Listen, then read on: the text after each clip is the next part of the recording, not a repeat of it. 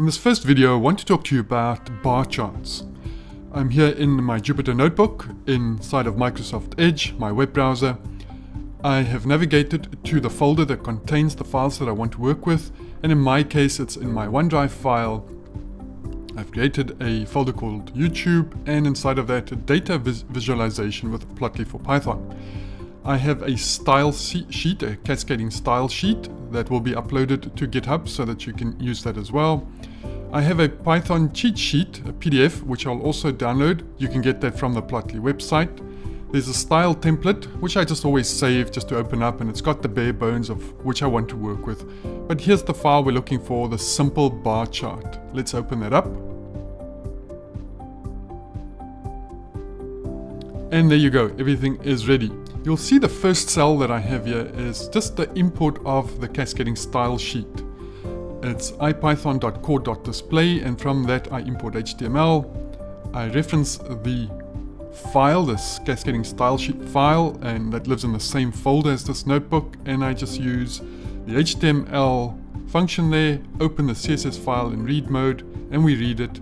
And if I execute that, you'd see that I have this new style. I have my H1 color of the text here being blue, the H2 being this nice orange, etc. Just styles the notebook for me. So let's have a look at the simple bar chart. Now, first of all, I want to set up my Plotly library. And what we're going to use here is called notebook mode.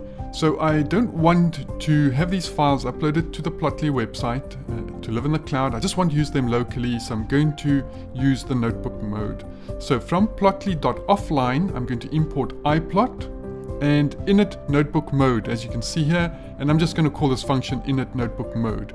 So if we run this, that'll just import this iplot and initializing this notebook mode, and it'll initialize this notebook mode.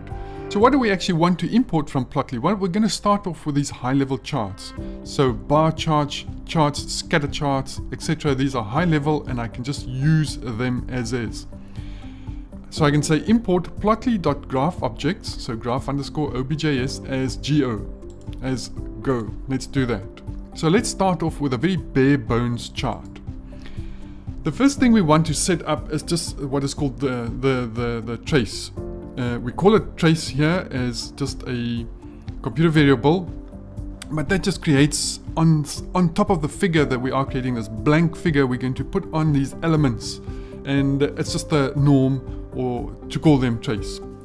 So go, remember that's my graph objects dot bar. So immediately the arguments here are specifically for a bar chart. That's why we call this high level chart. I don't have to design every single little element. Most of it's already designed inside of this bar object, and I just have to pass some arguments to it. And I'm going to pass X arguments for the X-axis and Y arguments for the Y-axis. So what is a bar chart for? A bar chart is for categorical variables.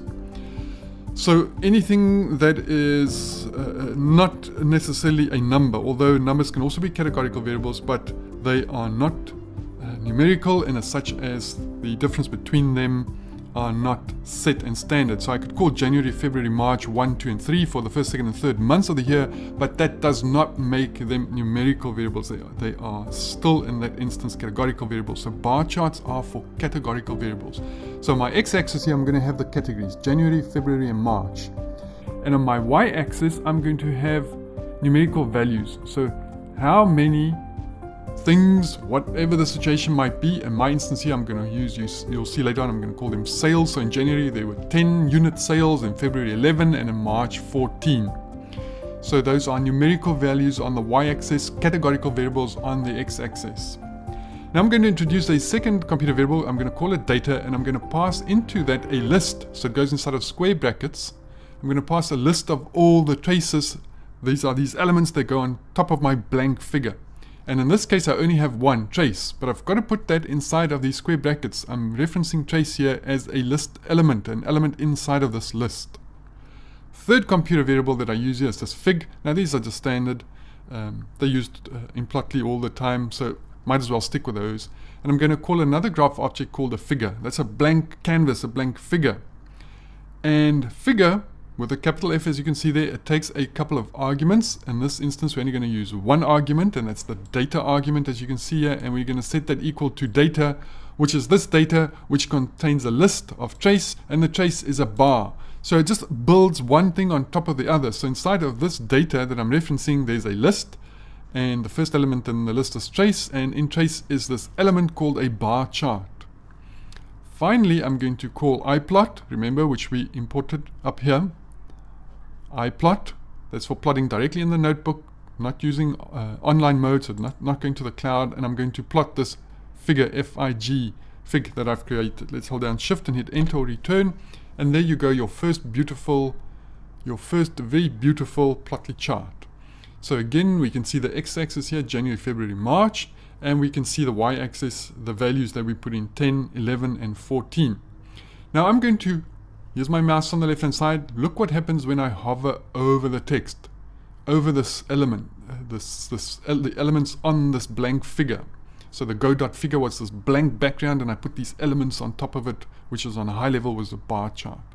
I hover over it, and you see that January at the bottom it gets highlighted, and the number 10 at the top gets highlighted. That's very nice. I really like that, because if I give a presentation, and I don't use PowerPoint for presentations, I'm not a PowerPoint user or fan. Well, I mean, you've got to use it sometime, but I try to stick with my Jupyter notebooks, and it's very nice to have this interactive plots as you do your presentations. And look what happened at the top here as well. I get quite a few little buttons here to press, and that I really find very useful, because I can download this plot as a PNG file directly on my hard drive, and I can put that inside of a hard copy. If I were writing a report and it's got to go inside of a Word document, etc., I can just do that. I can save this for editing in Chart Studio. That's online in your Plotly online account. You can zoom, you can pan, you can select a box, and we're going to see all of these because they become very useful. I can zoom in, I can zoom out, and out even further, and out even further. I can just go back home, and that just resets everything for me. I can show the closest data on hover. So if I do this, you're only going to see January being 10, February 11, March 14. And if I click that, you see the highlight happens at the bottom on the x-axis instead of on top at the top there. And then I can just open Plotly, the website itself. So very nice, especially this download as PNG file. So that is fantastic. So let's add a little title, because you can see at the top my chart has no title. So I'm going to introduce a new variable called layout, and this layout is going to be a Python dictionary. So it goes inside of curly braces, and it has the key value pair. So the key colon the value. The key is title, and these go inside of quotation marks. So the title, that's the key, and the value for the dictionary for this key is sales for first quarter. Now I'm going to redo my fig from up here. It's still going to have the trace, it's still going to have the data. All I'm changing is this fig. So go.figure, the data still is the data from our first one, but the layout is now this dictionary called layout. So this data and layout, these are the argument names and the argument values.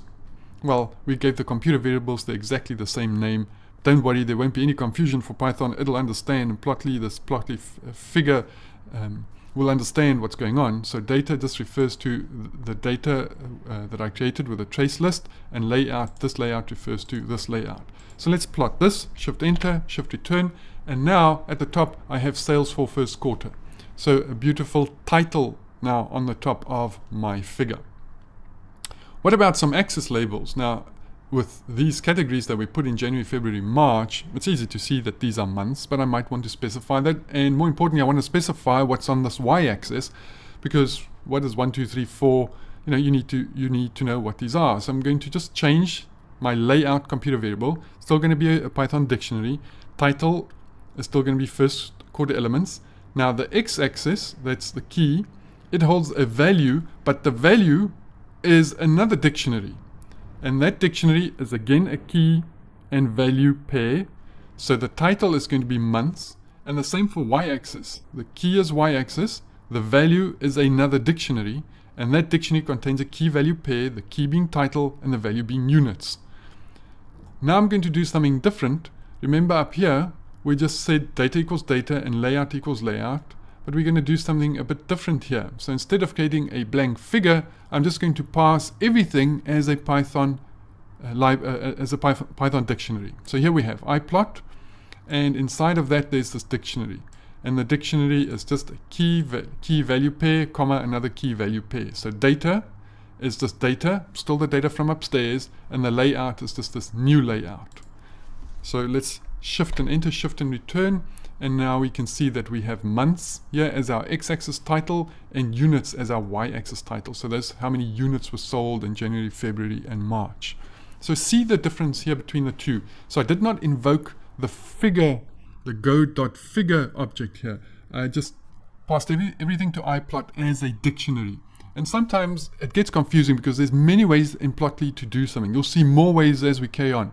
So when it comes to the layout and such, I try to stick with these, just to stick with the Python dictionaries. When you stick with the dictionaries, it becomes slightly less confusing, and you can find something that's just stuck in your mind and it works for you, and just carry on with that. So I like just to use for layout and then plotting just this dictionary way of doing things, although you don't have to stick with it. As we could see here we created this blank figure and we passed these arguments to it, but I can also just use it as pass to iplot, just a dictionary. And as I say, there are many things I can do with this x-axis being a key and the value pair. There are many more things than just a title, and we'll see some of them just in this tutorial. So it lessens the confusion for me, but look at the website, the Plotly website, and you might find other ways, and we'll look at some of these in future videos, but I stick with this, but look what works for you. So let's just rotate these labels at the bottom. January, February, March are quite small here, so they fit in with this big chart that we have here, but sometimes you have long categorical variable names here, data point values here, and we've all seen plots where these names actually start printing on top of each other, and the easiest way to get rid of that is obviously to shorten the data point values, your sample space values, but sometimes it's not possible and you just want to rotate them. And look at this, and that's a reason why I like these dictionaries, because look at this. I have layout again, which is a dictionary, key value pair. Here's another key value pair, but now I have two elements here in this value side of the x-axis being the key and the value being another dictionary. And inside of that dictionary there are two key value pairs. Title is months and the tick angle is -20. I don't put that inside of quotation marks because it's not, this is just a value, numerical value. So I'm going to say -20, and that rotates it -20 degrees. And my y-axis is still all the same. So let's run that, and if we scroll down, we see we have this -20 degree from the horizontal. It's tilted down -20 degrees. So if you have these long words and sentences there, they can all fit in because of that angle. Now let's color these bars. The blue is fantastic. I like this color, but you are free to do what you want. So I'm going to just change my trace here. It's still a bar, high-level bar chart. I still have the x-axis values being categorical, January, February, March. I still have my y values being numerical, 10, 11, 14. But now I'm going to change the marker. I'm going to introduce this marker. And again, it's a dictionary, but this is another way just to do a dictionary. So I'm going to call this dict here. And the first thing I want to pass is color, and the color is going to be a list. And this list refers to the elements as you pass them on the x-axis. So I have 1, 2, 3 elements, January, February, March. I've got to pass 3 colors here. And I'm going to use this format. Note that I have these quotation marks. They can be single or double. They're single in this instance. But it's RGBA. RGBA means I can also pass a fourth value here, which would be transparency. 0 being fully transparent, 1 being completely opaque, and anything in between. So it's red, green, and blue channel, and then opacity. So RGBA and then parentheses 255, that's maximum on the red, 0 for blue, green, and 0 for blue, and full opaqueness. So value of 1 there. The second one is 204, 204, 204. So that's going to be this light gray, and it's going to be totally opaque, and again totally opaque. So January is going to be this red color, and March and April is going to be this light gray color. And the data is still the trace. Now I can't just use the ones I used up before because data referred to a different trace, and I've changed the trace here, so I've just got to do data equals trace again as a list element. And then the layout exactly the same, and I'm passing this dictionary to iPlot. Nothing new there. And now you can see these beautiful colors, because I can now have January being this red and the other colors being this light gray. Fantastic. Now, why is this one red and these ones gray? Well, I might want to indicate to my audience why this was done, so I can actually change this hover text.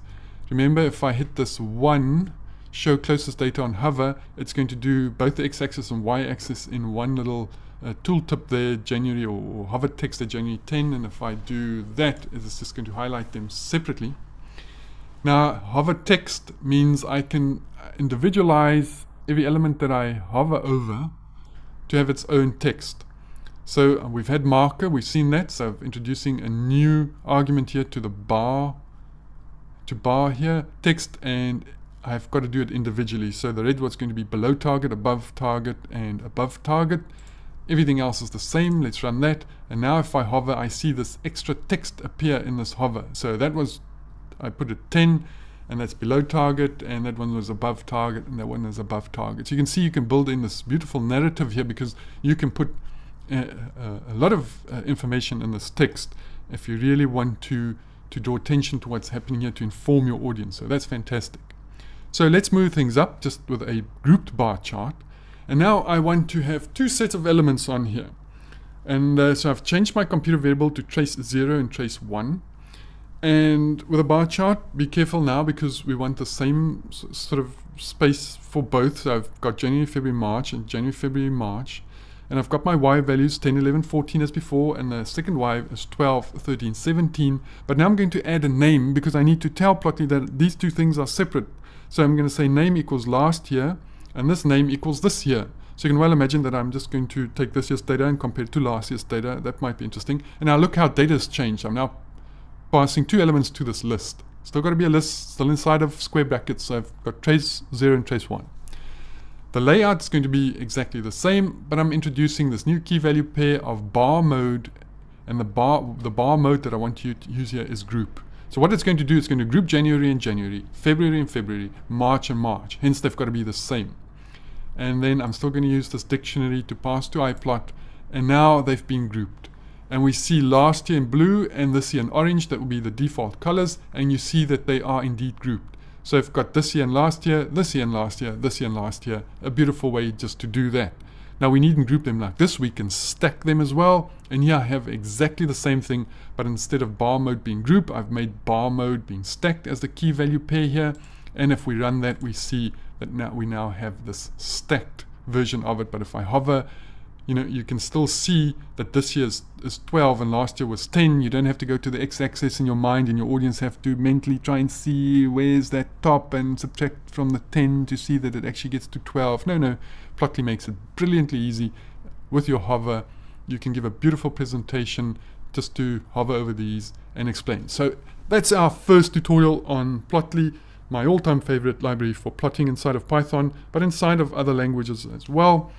And a nice introduction for you. Start playing with this, and we'll carry on with this playlist on YouTube, and I'll introduce you to a lot more plotting using Plotly for Python. Before you do go there, please subscribe to this channel for all the information that I'm trying to get you. Hit that notification button, the little bell there, to let you know when new videos are uploaded. Thanks a lot.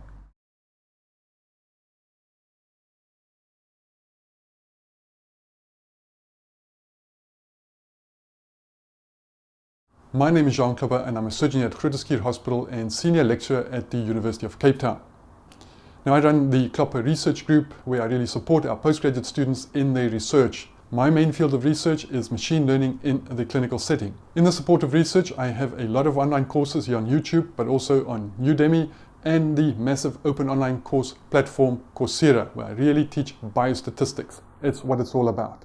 Now, when we use Python locally, one of my favorite plotting libraries is Plotly. You can do Plotly online, but you can also use it in Python and many other computer languages as well. So this whole series is going to be about Plotly, and I'm going to start off by just showing you the basics, and the easiest way to get going is through a bar chart. So subscribe to this channel, hit that notification button. Every time a new lecture comes out, a new tutorial comes out, you'll be notified about it. So please do that. Let's watch this first video on bar charts.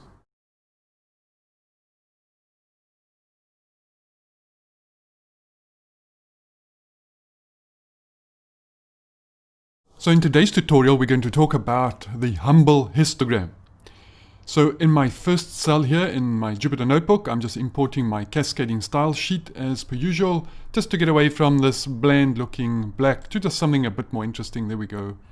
If I run the cell, we see these nice little colors and different fonts for the markdown that is used.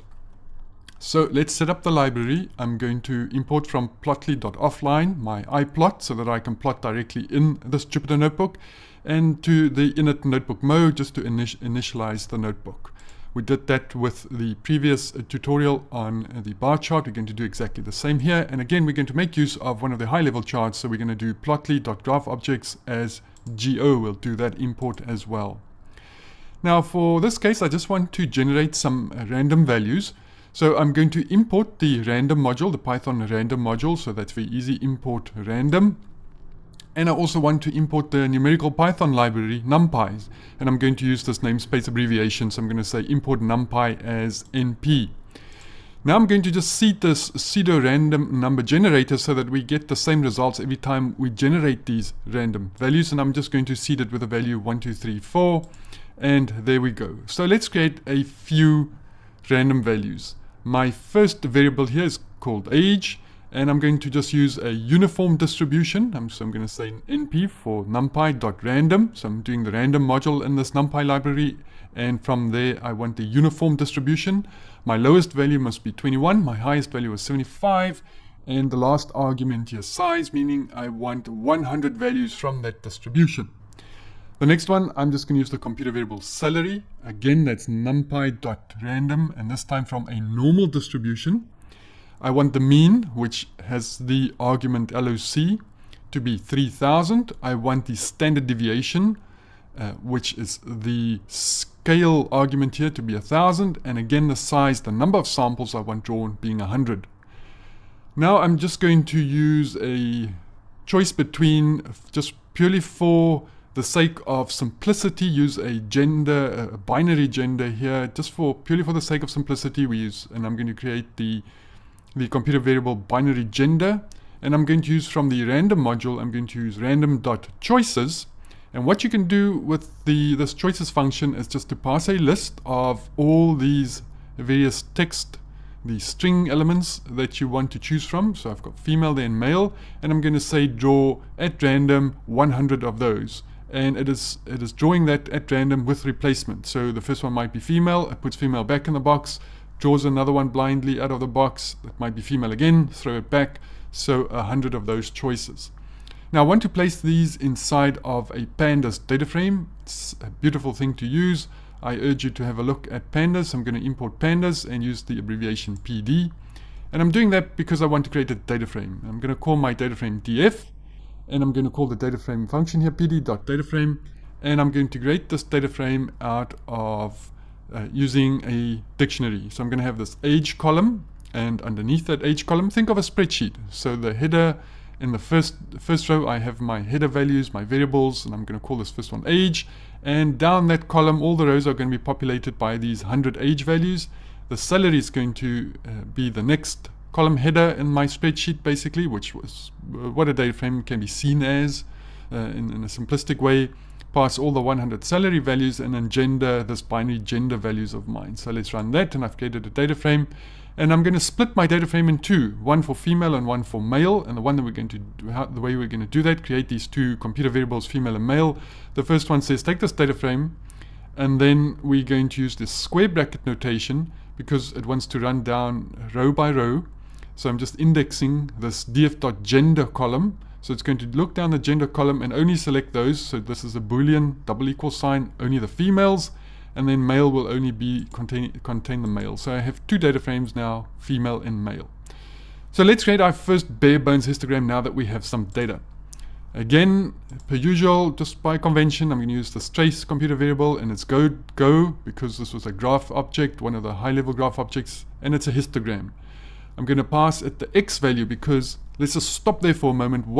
Just to discuss what a histogram is. Whereas a bar chart looked at categorical variables on the x-axis, the histogram is going to look at numerical variables. So age is definitely a numerical variable, a ratio type numerical variable because there's a true zero. And we're going to split that up into little bins. And if we just pass the age here, Plotly will decide how large those bins are. So what are bins? Well, as soon as I show you the histogram, I can show you what bins are. Again, the computer variable data, and pass the list of all these histogram elements I want to put on my figure. And then instead of using go.figure, I'm just going to use this dictionary notation. So iplot and then data, please. And we see here, look at the bottom. These are numerical variables. It's not categorical.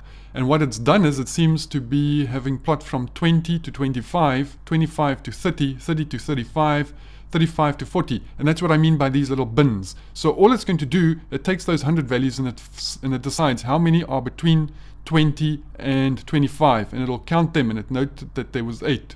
And between 25 and 30, there was 30. Between 30 and 35, there was 5. Between 25 and 30, there was 8, etc. And so it goes on. So that is why a histogram is not a bar chart. And what you can see here also, there is really no spaces between these, just to indicate that we're talking about a continuity here, whereas a bar chart by definition has these gaps in, just to create this visual impression that we are dealing with categorical variables, that this is not a continuum. And here we do have a continuous random variable at the bottom called age. Now let's just change that to a frequency distribution, or otherwise known as the normalized histogram, because what you can see on the top one here is we count how many were between 20 and 25. But if we normalize that, it gives us a frequency distribution.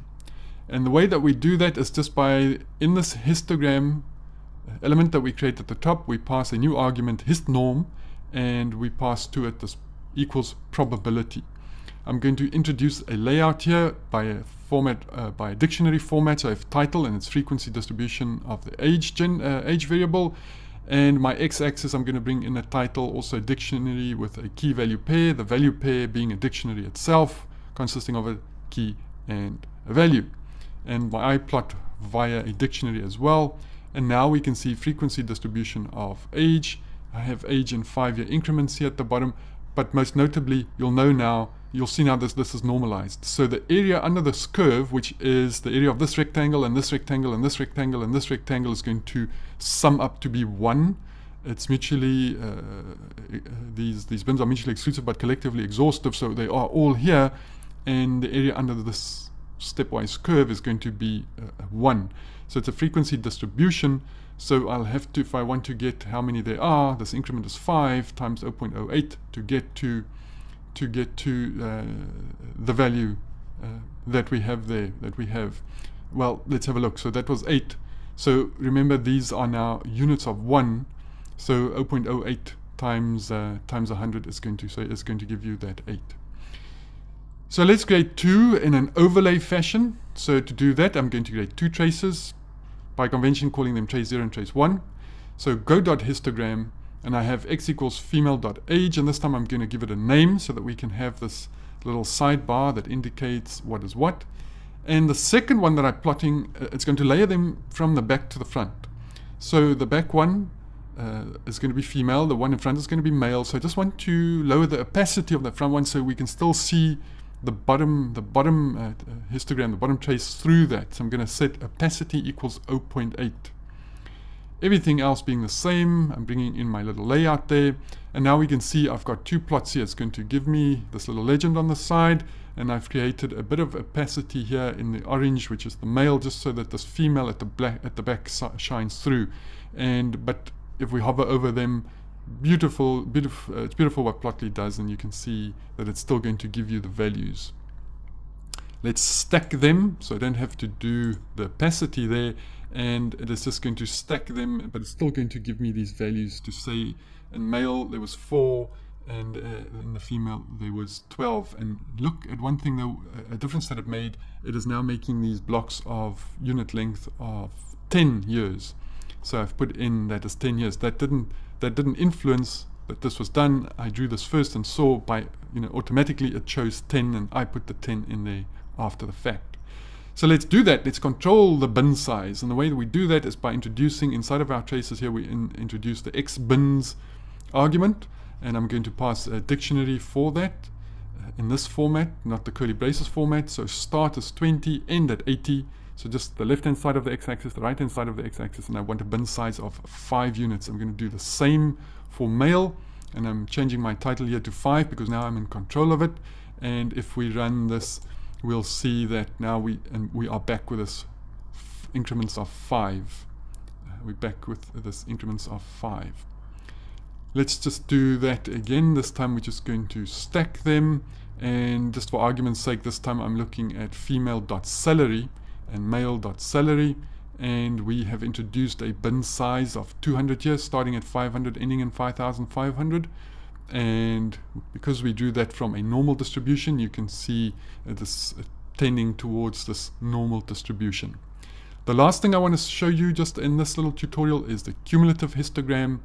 And when you do statistics and you start looking at cumulative distribution functions, etc., this is important, but we're not dealing with that at the moment. This is just a histogram, and the way that I do that inside of this histogram object that I've created, I'm going to use the argument cumulative and pass to that a dictionary with a key value pair of enabled being true, and I use the dict function instead of the curly braces notation here. And if we just execute that, we see this beautiful stepwise, and we can see the larger steps here, meaning we are dealing with a normal distribution. You can see that from this cumulative distribution function. So that is that for the humble histogram. Remember, that is for numerical variables, and we're just going to start counting them or putting them in a frequency distribution by creating these artificial little bins, and we can control the bin size as I've shown you. So that's the histogram. I'll see you in the next lecture where we continue our look at this wonderful world of Plotly and this wonderful library, plotting library that Plotly is.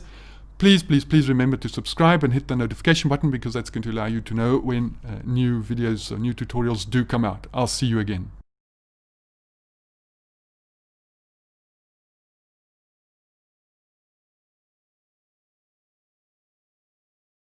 Another tutorial on Plotly using Python. So here we are in a Jupyter Notebook. I'm going to execute this first cell as per usual, importing my cascading style sheet so that we have a bit of a better looking notebook here. So distribution plots. Let's start off by just importing our Plotly library. As per usual, I'm importing iplot because I want to plot right inside of my notebook, and I've got to initialize this notebook mode. So let's do that. And then I'm going to import the high-level graph objects as go. So import plotly.graph_objs for objects as go. But something new, I'm also going to import the figure factory as ff. Let's do that. Let's create a bit of data for us for working with in this notebook. So I'm going to import the random module, and I'm going to import NumPy using the abbreviation, the standard abbreviation NP. And I'm also going to seed the pseudo random number generator. So let's create 3 computer variables. I'm going to call them age, salary, and binary gender. So for age, we're going to do a uniform distribution. So np.random.uniform. The low must be 21, the high 75, and I want 1,000 data point values in that uniform distribution in that domain from 21 through 75. Next, the salary I'm taking from a normal distribution, and you see the 3 arguments here. LOC means the mean, scale means the standard deviation, and size just the number of values I want. So from a mean of 3,000 with a standard deviation of 1,000, I want 1,000 data point values from this normal distribution. And lastly, from the random module, we're just going to do random.choices, and purely to keep things easy here and easy to explain at least, we're going to stick with this binary distribution, binary values sample space for my gender variable here. So only female and male, just to make things easy, and 1,000 of those, please. I'm going to import pandas because I just want to create a data frame, and here we have the computer variable df. And I'm going to do a pandas.dataframe, and I created by key value pairs with a Python dictionary. So I have age as my column header, and then the age variable that we created there, salary with salary, and gender with the binary gender. And I'm just going to create 2 sub-data frames there. So if we look down the gender column, only include female, and down the gender column, only include male. And I'm going to call those sub-data frames female and male. So let's run that. And then just let's look at the first 5 rows. So we just call the head function there, female.head, our method there, and we have the first 5 rows. We see the age there, and in the gender column we'll only find females there, and we find the salary column there. So you can see with these Panos data frames, they actually look like just flat spreadsheet kind of files. And let's look at the last 5 rows of the male, and again just to make sure the gender column will only contain males. So let's create our first bare bones distribution plot, and the way that we're going to do that is just create a computer variable called fig, and that is going to be ff for our figure factory there. Dot one of the methods there is the create dist plot, and it takes a couple of arguments. The first one is hist data, and that's the data we want in this distribution plot. Now this distribution plot is going to look like a histogram. It's nothing other than a special kind of histogram. So we've got to give it a list to work with, and what we're going to do is take the whole data frame, go down the salary column, and we say the values in that, and then toList. The toList function there we call on the values of the salary, because we just want to create this list to work with, and you see it is there inside of the square brackets. The group labels, well, we're only going to do one group here, and I'm just going to call it salary distribution. And as with a histogram, we have to have a bin size, and for each we have to have its own bin size, but we only have one here, so in our list we'll only have 200. So that might not make a lot of sense until we actually see what a distribution plot looks like. So let's run that, and there we have our distribution plot. We have the nice histogram down the bottom here, and indeed the bin size is 200, and we also see this kernel estimate here, kernel density estimate, as it tries to draw this distribution line here, and there is our group label. We're only plotting one thing, and that's the salary distribution. So there we go. This is called the rug plot underneath, and each of these little vertical lines is actually one of our salary values. And you can see the distribution. You can also see that we took this from a normal distribution, and you can see the Gaussian type or bell-shaped, at least that it attempts to take there. So let's just add a title, and we're going to do that by just using one of the ways to do it, at least, and that is just to call fig layout.update. So I've created my figure just as above, and I'm going to update the layout. So just another way of doing it, instead of doing it via dictionary as you've seen before. And I'm just going to add a title, and that title is just going to be salary distribution. There we go. We've got a beautiful title up above. So that's not too much fun. Let's just create 2 data sets. So now my hist data, I'm going to make a list of those. So there's just so many ways of doing things in Plotly, and you might find that confusing to start off with, but it also creates a lot of power, and you can find the way that works for you. So here I'm going to take hist data, create a computer variable, and I'm going to pass a list of values. The first list, I'm going to take the female subdata frame, the salary column, the values in that column, and then create a list of that. So the toList there, and then same for the male. My group labels are now going to be female salary and male salary. And now I'm going to create my fig, and let's create this plot, the hist data. I just passed the hist data there, so I'm not saying hist data equals hist data, because these are just keywords, the normal standard keywords, so we actually don't have to use them. And then group labels is going to be that list, and then my bin size, I want 200 and 200, so the same bin size for each, which means you can make the bin sizes different for each of those. Let's do that iPlot, and now we can see we have male salary in orange there and female salary in this bluish color, and you see the rug plot for each of those. Beautifully done. Let's change the colors of this. So everything exactly the same, but I'm going to bring in a new argument to my create this plot here, and colors, I'm going to do an RGB with the opacity here, and 0.8 and 0.8 for the opacity. You can see 20, 20, 20, so that's going to be very dark gray, and 150, 150, 150. It's like sort of a middle gray color. Let's run that and have a look, and there we go.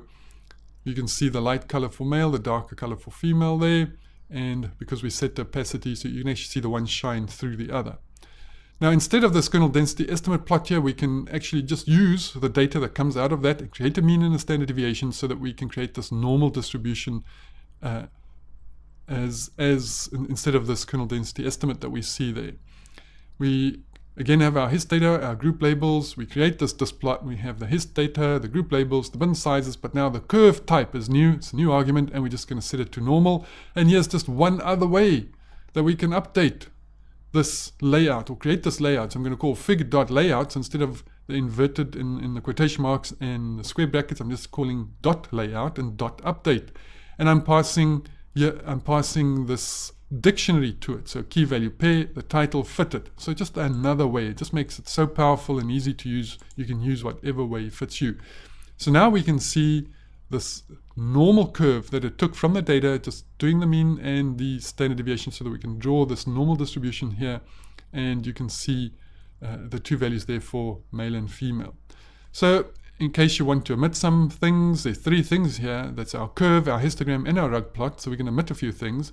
So we're going to say show histogram as being false and show the rug plot also as false. Everything else exactly the same, except that we've added an x-axis inside of our update to our layout here as a key value pair, the key being x-axis, the value being another dictionary, and that dictionary having two key value pairs, title being salary and the domain being 1000 to 5000. So we can even bring that in, and there we go. We just have these two very nice smooth curves there. So you can see with this distribution plot you can do so much, and you can well imagine some data that will look beautifully if represented with these distribution plots. I'll see you in the next tutorial.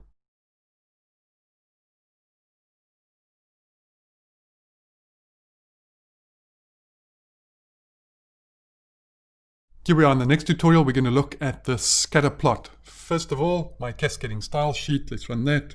And we have this notebook that looks a bit better. Scatter plots. Let's set up our Plotly library. As per usual, we're going to import iPlot so that we can plot right inside of the notebook. And we've got to initialize this notebook mode. So we're going to import it, and then we're going to execute that function with these parentheses there. I should say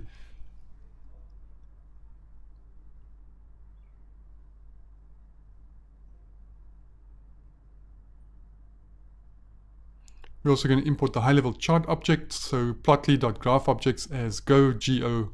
There we go, indeed. We're going to import the numerical Python library, so NumPy, and we're going to use the abbreviation NP, and then we're going to seed this pseudo number generator. So let's go numpy.random.seed. Let's create a bit of some data point values for us to work with. We're going to have 1, 2, 3, 4, and then 5, 6, 7, 8 computer variables here. Female age, male age. So we're going to stick to, just for the sake of ease of explanation, just to this binary way of looking at gender, so only female and male. And we are going to have female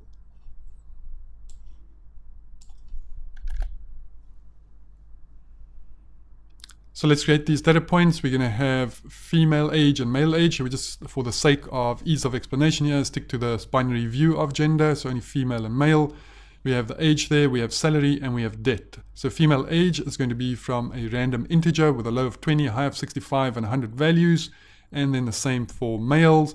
The salary, we're just going to play a bit. So we're going to take female age, and we're going to add to that a random uniform value from -10 to 10 and add another 1000. So this is going to be element wise. So for each element in the list of 100 values that we have here in this NumPy array, we're going to add the corresponding value in this uniform value of 100 and add another 1000. And we're going to do the same to male salary there.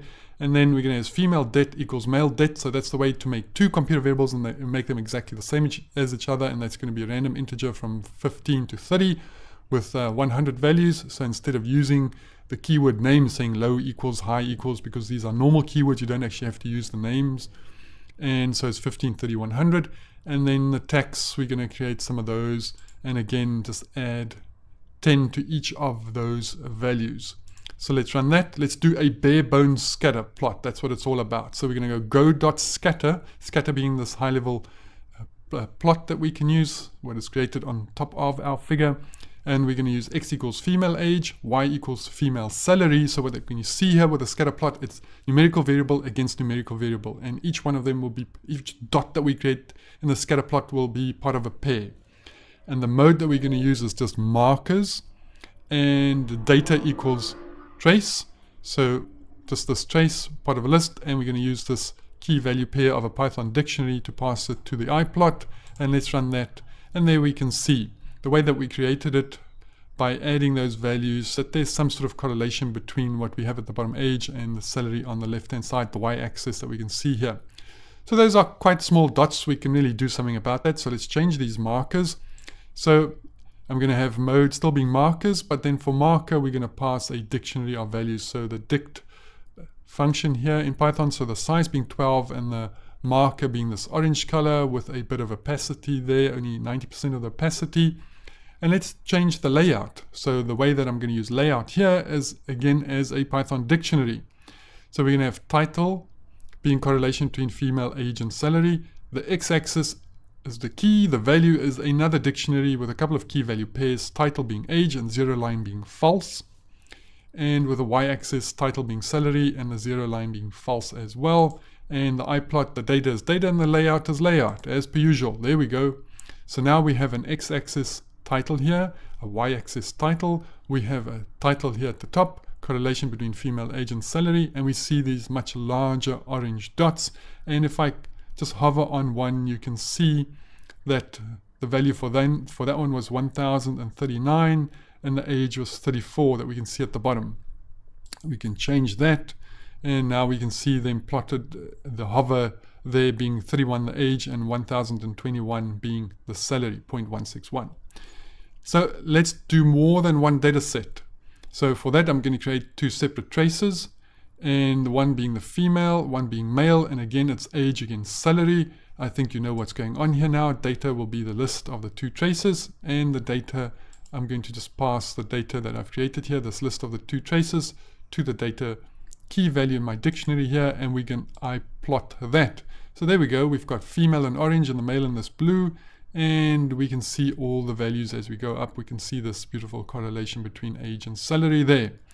So let's add a third variable in this 2D space, and that's what scatter plots are all about, and I can do that in a few ways. One is by marker size, and the other one is by marker color. So let's start with this marker color, and that's to introduce a color scale. And you can see all the color scales that are available, grays and this and that and that and that and that, etc. We can use Portland. There's Portland there.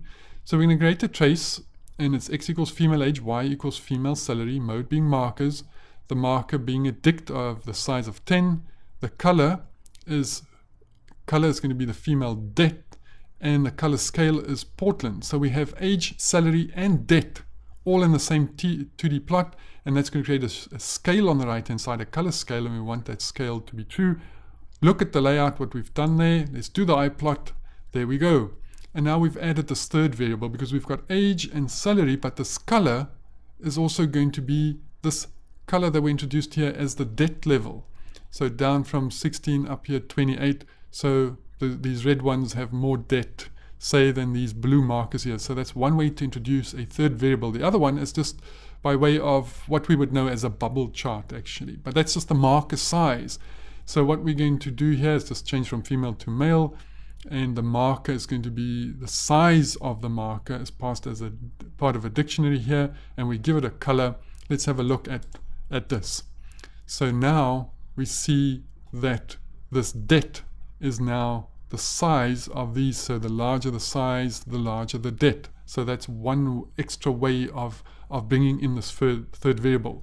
So that means we can actually have four variables that we plot in 2D space, because we can just combine the color scale and the size. So here I've made the size the det and the color the tax, so that I have four variables actually drawn right here in my two-dimensional scatter plot. And that's actually quite fantastic to do. So we've added this four variables just in this flat file by just looking at this bubble size, the marker size, and then this color scale. And you can see there the size was the det and the scale here was the tax. So higher the tax value here, the more brown these values are. And we've again used earth. This time we've used earth just as the color scale that we have on the right hand side. So have a lot of fun with your scatter plots. You can really convey a lot of interesting information just using scatter plots. I'll see you in the next tutorial. Please remember to subscribe and hit the bell so that you can receive notification of all the tutorials that I do upload to YouTube.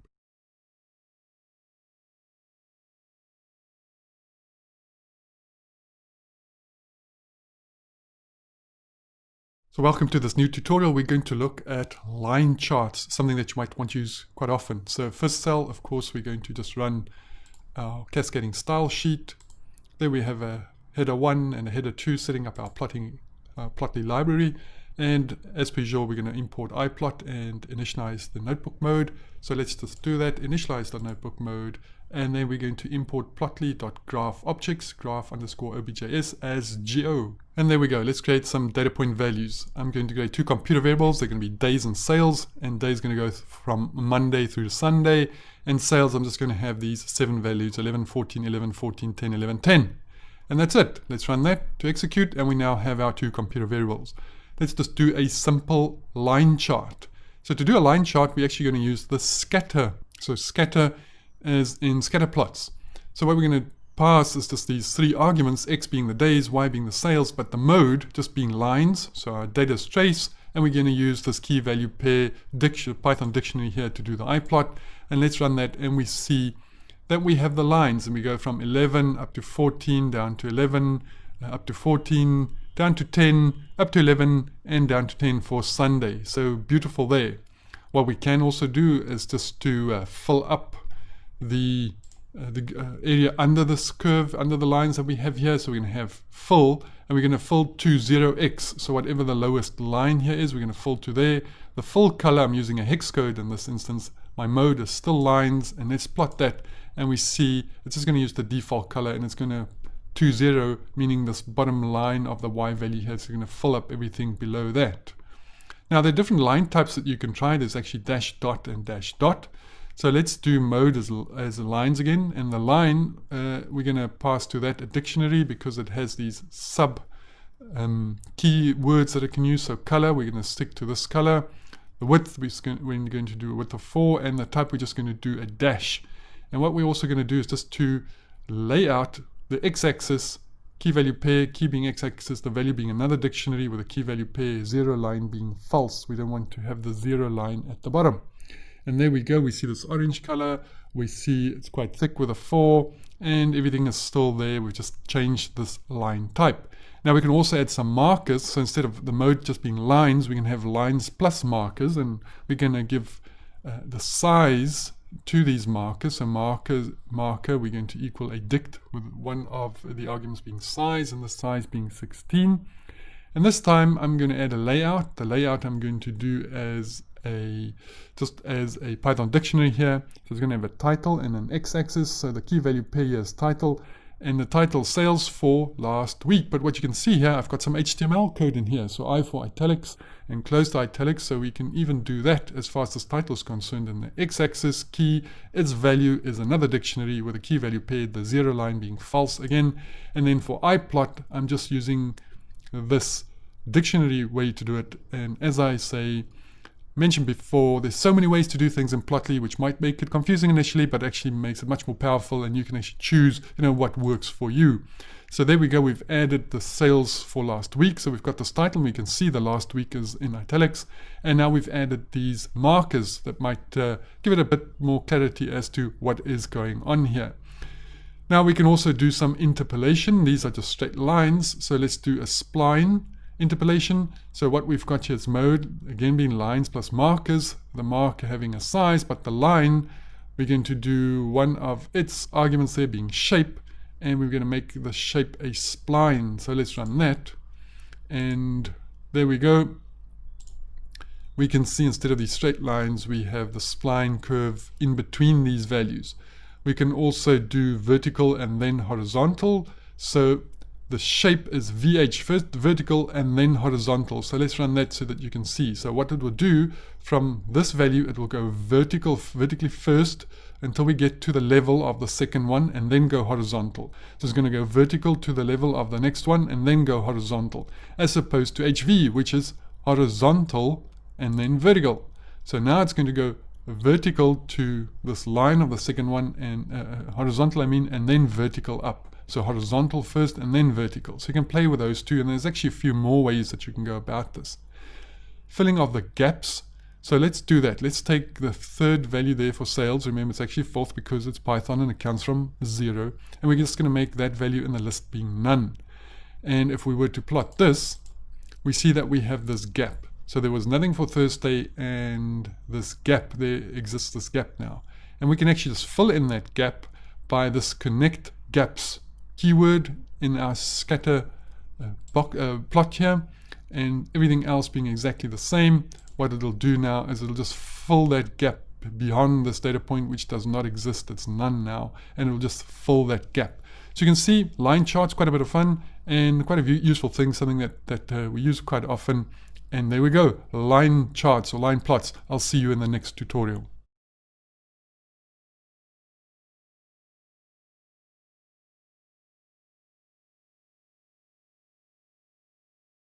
So here we are in another tutorial. We're going to talk about the box and whisker plot, and it is a very common type of plot to use and quite informative.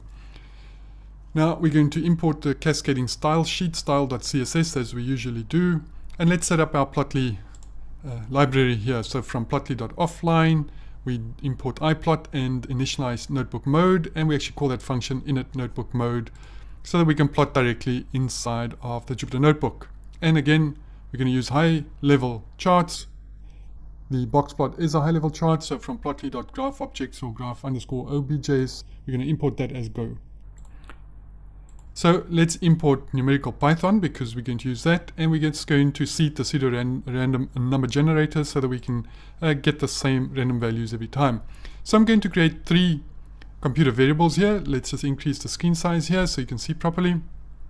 We have group A, group B, and the control group, and I'm going to draw 500 values each time. As you can see, the size argument here from a normal distribution with a mean of 100 in the first instance and a standard deviation of 10.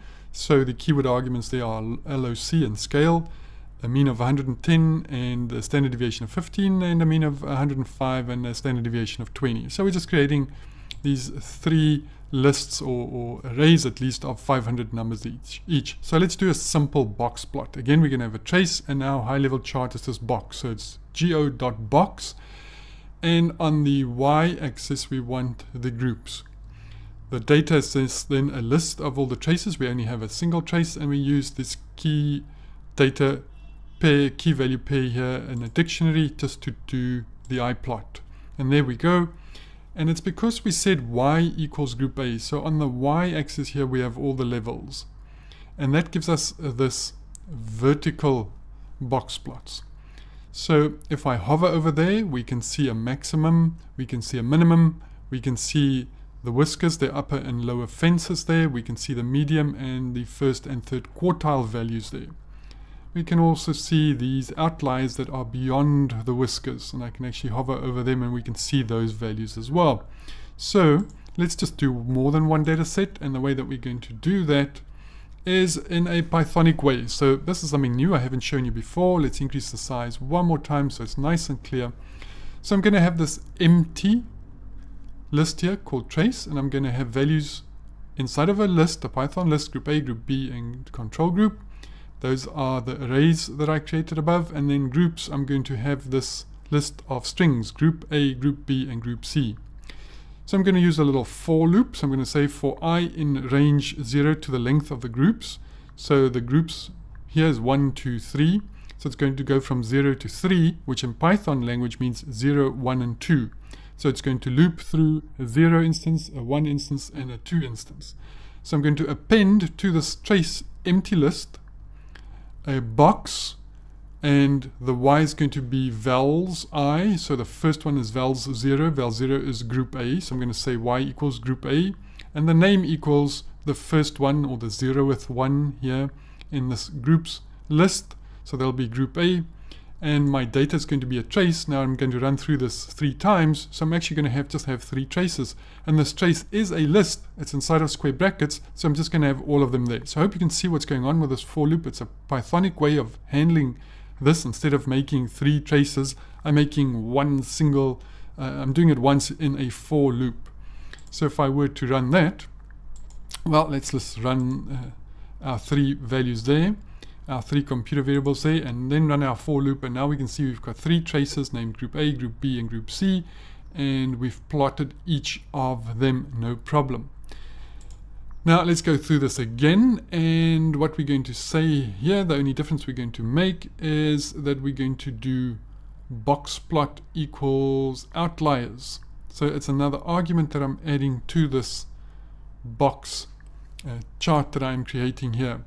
And although it's no different from what we've seen there, we've just explicitly said that we want these outliers now to be identified properly. I can also say, omit the outliers, and then these will disappear. They won't be shown here at all.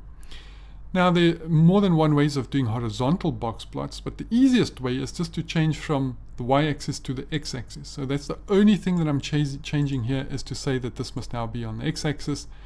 And we see these values of my variables are now on the y-axis, making these box plots horizontal.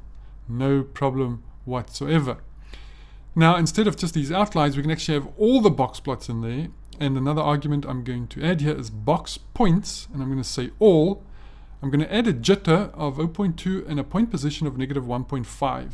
Let me show you what that ends up being.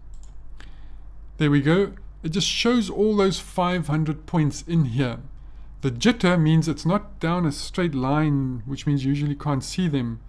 I'm making them left, right, left, right, left, right. There's a bit of jitter on the axis here, just so that they can see them all. And the point position is negative 1.5, so that means on the left, just move them slightly away from this little box plot that we have here. And now we see all the box points, all the values plotted there. I can add a mean. So another argument that I'm adding here is box mean, because remember what we see here in the middle is the median. We can also add the mean. Let's do that, and that'll draw this little horizontal line. I hope you can see it there, which, because we've taken this from normal distributions, there's not going to be much difference between the mean and the median for all three of these. We can also do the mean and the standard deviation by setting box mean equal to this SD. If we run that, we can see that we have the mean and we have the standard deviation out here on this dotted line. Let's play with the line colors. So nothing really changed. I'm going to introduce line, and that's a dict with a color, and we're going to make this black, 0, 0, 0. There we go. That's just black with a width of 1. We're not going to show the legends, so I can also take away the legend that we have here on the side. Let's run that, and there we see that everything is now in this grayscale, which perhaps is a better way to submit for publication. We can actually have a lot of control over what happens, and in this instance I'm making my line black again. My fill color is just, I'm going to iterate over with this for loop, and every time I'm going to change that, so that's a dark gray, a middle gray, and a lighter gray. So that is the fill color for this line, which I didn't specify there. And I'm also going to have the marker, the outliers. I'm going to specifically change the color of the outliers, and this is a bit of an orange, and I'm going to use this open circle, one of the key value pairs inside of this dictionary as symbol, and then also the size. So a lot of things that I can really play with.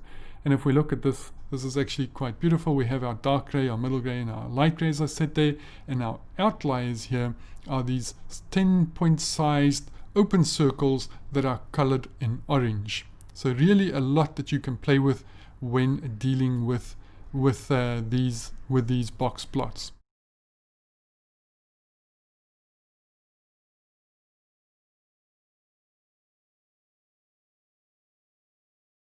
Here we are in another tutorial, and this time around we're going to look at subplots. How can we add a few more plots to the same figure?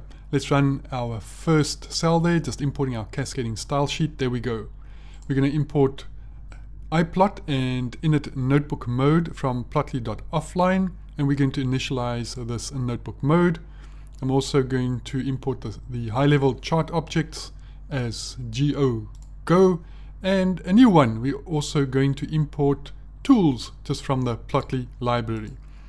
Also importing numerical Python, and then we're going to seed the pseudo number generator just with a value of 1, 2, 3, 4. First of all, two plots on the same row. So I'm going to create two traces. They're both going to be scatter plots. Now we've created this data that we've seen before, just a random integer chosen from a low of 20, a high of 65, and 100 of those. We're going to call that female age, then male age, female salary, male salary, and now we have det, and we have female text equals male text, just a bunch of random data that we've created. We've looked at it before. So trace 0 is a scatter plot. On the y-axis, we're going to have the female salary. On the x-axis, I should say, and on the y-axis, female age. We have markers as the mode, so not lines or lines and markers, just markers. We're going to call this female, and the marker size is going to have a certain color and a certain size. We're going to have trace 1, also scatter, exactly the same thing. Here comes the new part. I'm going to create a figure object here. I'm just going to call it fig. And that's going to be tools.make_subplots. And that's how you do those. And I want 1 row and 2 columns. If you think about it, if there's a single row and 2 columns, these plots are going to be next to each other. And I'm going to give each subplot a title. So I'm also going to use the argument subplot_titles, and I'm going to use this list of female and male. Now we need to append the traces to this figure. So we're going to say fig.append_trace. Trace 0 goes in position row 1, column 1, and trace 1 goes in row 1, column 2. So very easy to figure out how this is going to work. Fig.layout.update can also update a few more things, in this instance just a title. Let's run this and see what it looks like. And there we go, we see the 2 plots side by side. The subplot with the name drawn from the name in the trace, male on this side, the colors we've drawn in, and we see the plots side by side. So our first subplot. Now if we look at it, the y-axis here are exactly the same, 20 and 20, 30 and 30. We might as well just have 1 on the left hand side. So let's look at how to share that y-axis. Again, the 2 traces, nothing has changed. The subplots I've created, 1 row, 2 columns.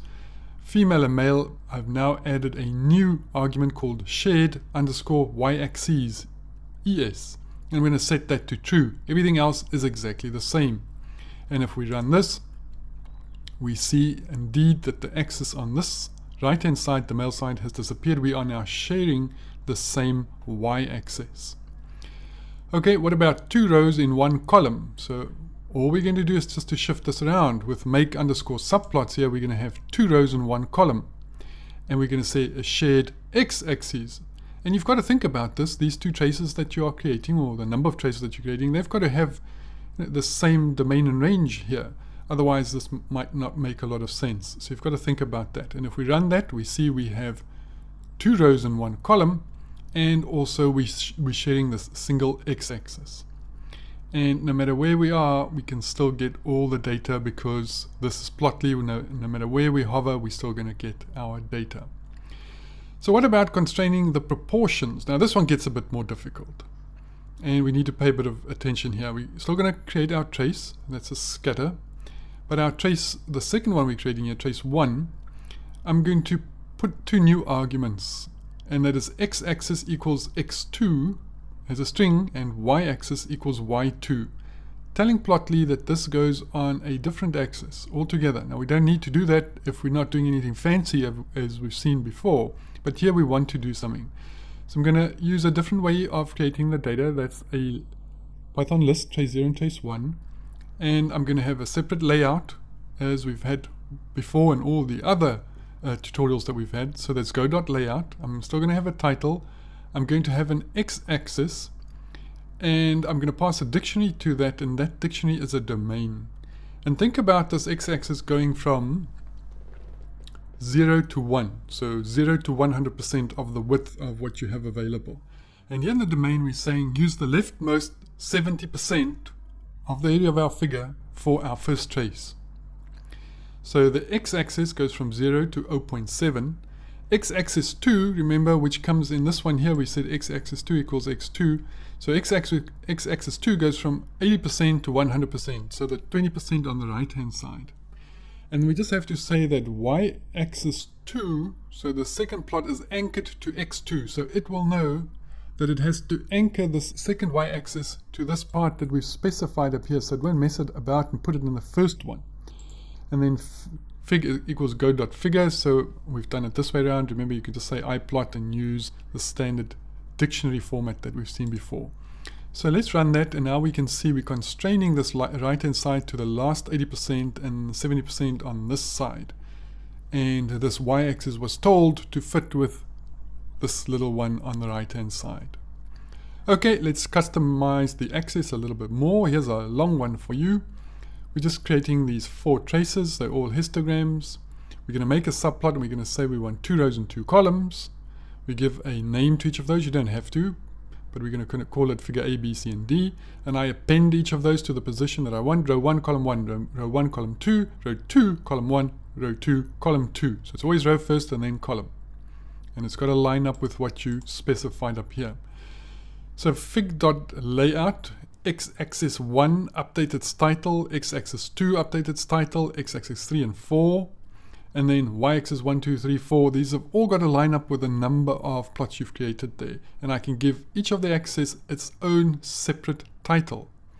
We're just going to update with a main title. And one new thing here, I'm just going to say show legend equals false, because I'm building in all the detail into each of these little subplots. Let's run that.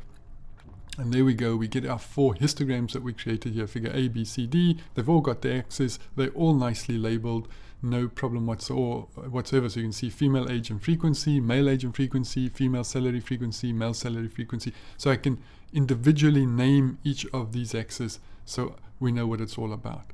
Let's just look lastly at an odd pairing. So I'm going to introduce a new argument here to the tools.make subplots. I want 2 rows and 2 columns. But you can see I've only listed 3 things here.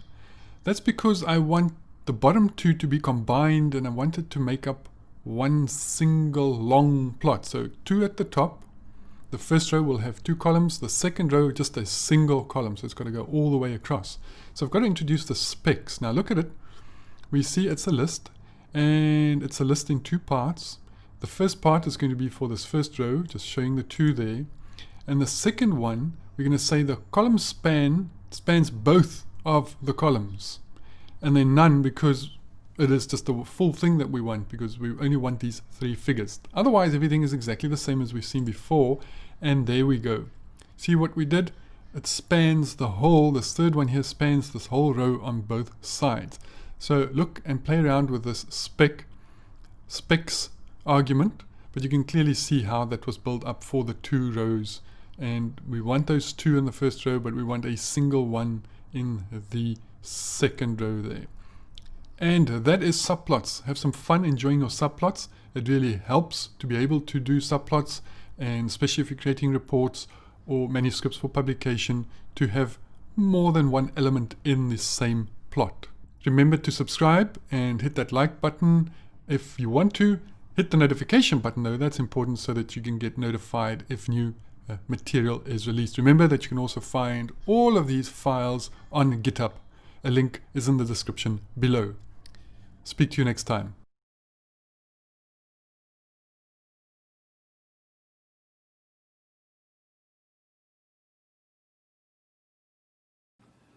In this tutorial, I want to show you how easy it is to import images into a Colaboratory notebook. So I'm on my Google Drive here. I've navigated to where I keep my YouTube tutorials, and I'm going to simply say New, scroll down to More, and then Colaboratory. After a few seconds, it opens a Jupyter notebook for me. Let's change the name of this notebook. I'm just going to highlight Untitled 0, and we're going to say Display Images as the title for our Jupyter notebook. So we've got our first cell here, and I'm going to import 2 things. I'm going to say from google.colab, we're going to say import files. Very important, because we're going to use that files to actually import our image. And then to display the image in a notebook, I'm going to say from ipython.display import image. So those 2 lines of code, and we're going to use them, as I say, to import our image and then to display our image. We'll add a new code cell, and in here we're going to create a computer variable called uploaded, and that is going to be files.upload. Files.upload, so we're going to call this upload, and we can now choose a file. It's going to open the browser that is pertinent to our operating system, and I'm going to choose from one of those files. It's going to upload now, as you can see, 0%, 18%, 35%,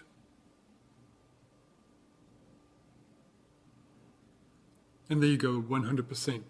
Now you'll notice it says saving krglogo.lightpng to krglogo.light space 2. So I've got two other notebooks open and I've already loaded these logos there, and an instance of that will exist. And it is this name that I now have to use to display whatever it was called during the upload is what I'm now going to use. So let's use image, and inside of image we're now going to use KRG logo light and then 2.png. And I just want to add one more argument because it's quite a large image that I'm importing here. So it's width. Let's set the width here in my case to 1200. Let's run that. And there we go, we can see the logo being displayed there beautifully. So that is how you import an image and how you display an image in a Colaboratory Jupyter Notebook. In this tutorial, I want to talk to you about using Plotly inside of Google's Colaboratory. So I went to my Google Drive and I've opened a new Jupyter Notebook as a Colaboratory file here. I've given it a name and imported my research group's image. So let's talk about importing or using Plotly inside of Colaboratory. Now it is one of the libraries that has already been loaded. So it is no problem just to use Plotly. You can just import it as you would usually do. So we're going to import NumPy as NP. From SciPy I'm going to import stats just so that we can simulate some data. And then from plotly.offline I'm going to import iplot and init notebook mode. And I'm also going to import plotly.graphObjects as geo. Now, notice carefully I'm not initializing the notebook mode right now. So to run this, we click on the little arrow to the left-hand side, and that cell executes. You'll notice on the top right-hand corner it has connected, and it is connected to the Google engine as far as Python's concerned. Now you can pause the video here and copy this function. You've got to create a function that you then call in every cell that you want to use Plotly in. So I've called it configure_plotly_browser_state, and we're going to import IPython, and we're going to write this display script. As I said, you can just copy and paste it. Let's run. And now let's get to simulating some data. So I'm just going to seed the pseudo-random number generator there with the number 1. And I'm going to create a computer variable called WCC, for instance, white cell count. And I'm going to take that from a normal distribution with a mean of 15, standard deviation of 3, and I want 1000 of these data point values. And now we can plot. Now, as I mentioned here, it's required in every cell that you want to run a Plotly graph in. So you've got to use these two lines of code. So we're going to call this function, and then we're going to initialize the notebook mode with connected equal false. So you can copy and paste that as well. That has got to go in every cell. And now it's just normal Plotly. I'm going to use trace 0 as is the norm, go.histogram. My x-axis is going to be the white cell count. My data object is going to hold the trace as its single list element. And I'm just going to make the plot look a bit better by introducing some layout. And then I can call iplot, and I use, as always, the dictionary format. So data being data and layout being layout. Let's run that. And there you go. We have a Plotly graph right inside of a Colaboratory Python notebook. Beautiful. So copy and paste the definition, and remember to call that the function and to call that function in every cell that you are going to use to create a Plotly graph.